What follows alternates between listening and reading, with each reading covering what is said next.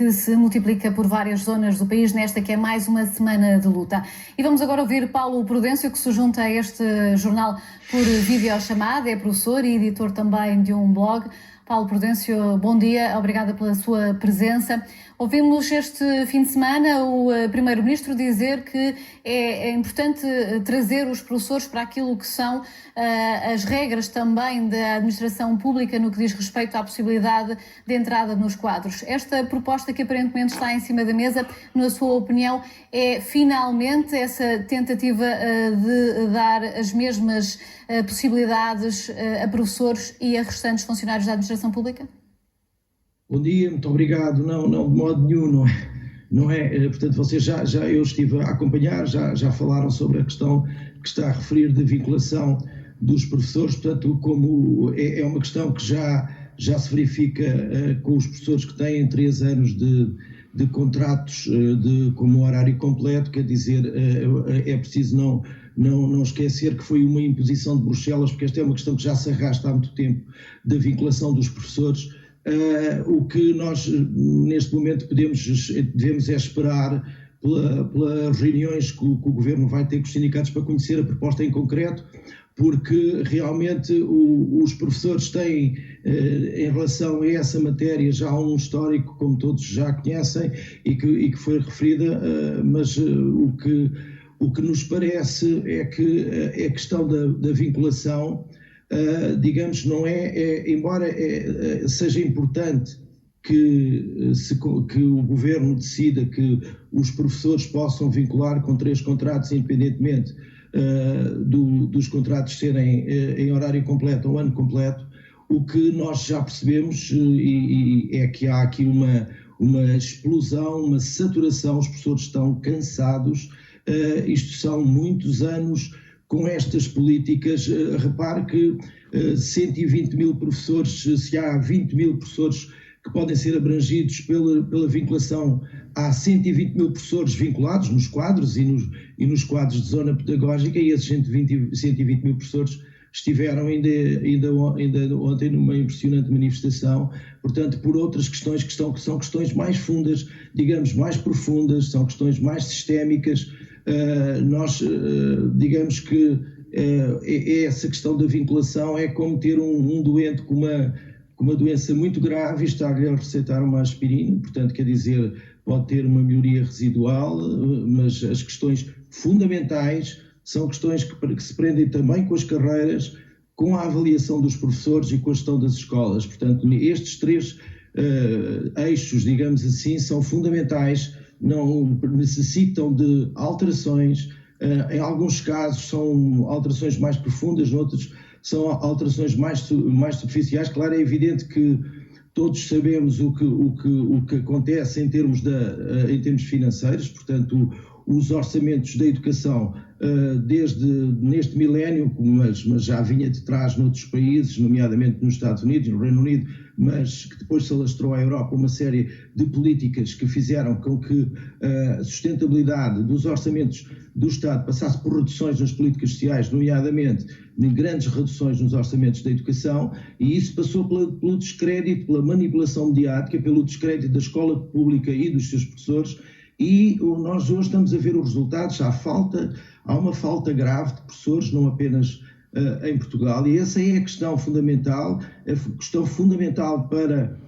a escola pública, e sem a alteração. É possível manter esta greve, tendo em conta o impacto que está a ter nos mais jovens? Em alguns casos estamos a falar de escolas que estão a fechar com crianças muito pequenas, que precisam, obviamente, de estar na escola, de a frequentar, e estão a ser afetados por esta paralisação. Até quando é que é possível manter esta luta sem que exista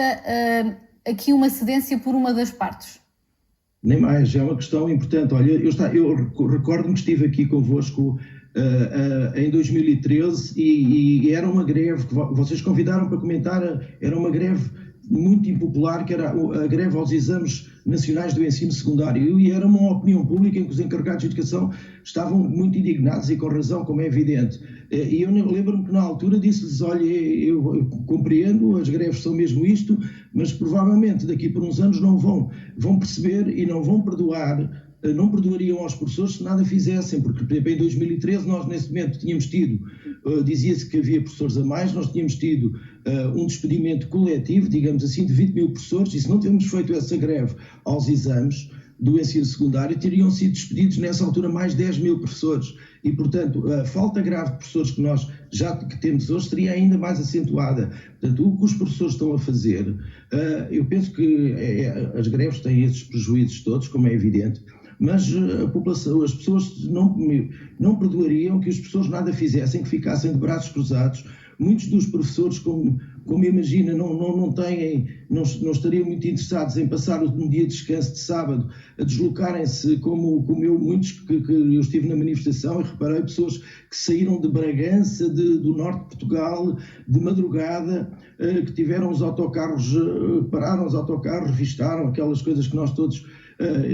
ouvimos e chegaram a Lisboa, depois estiveram no Terreiro do Paço até às 8 da noite e regressaram a casa à 1 da manhã. Mas admite que se esta proposta avançar, esta proposta do qual ainda não se sabe em todos os pormenores, mas se avançar esta ideia de que de facto poderá haver a entrada de professores com 3 anos de serviço sem que eles sejam completos e contínuos, isso poderá abrandar os protestos e passarmos a uma negociação que se fará sem que existam greves e manifestações na rua? Olha, eu penso que, em primeiro lugar, o Governo disse que não faria propostas sem ser a mesa negocial lá com os sindicatos e, portanto, de certa forma, fazer isto agora não é. Eu penso que deveriam apresentar a proposta em concreto. Depois há questões técnicas muito importantes em relação a isso, porque, como eu referi, há um histórico, os professores recorreram durante mais de uma década à Comissão Europeia. Foi a Comissão Europeia que exigiu ao Governo português que os professores com 3 contratos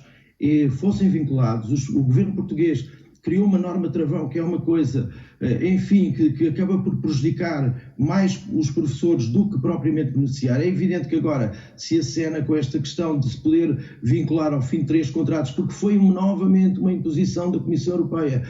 que disse ao Governo português em 2021 que tinha 3 meses para o fazer, a questão está atrasada, portanto, isto não é mais do que uma inevitabilidade. É evidente que é positivo para as pessoas que beneficiarem disso, mas é uma questão muito residual, é um número muito residual de professores, todo o outro universo que está saturado, que está desgastado, que tem desconstruído muito bem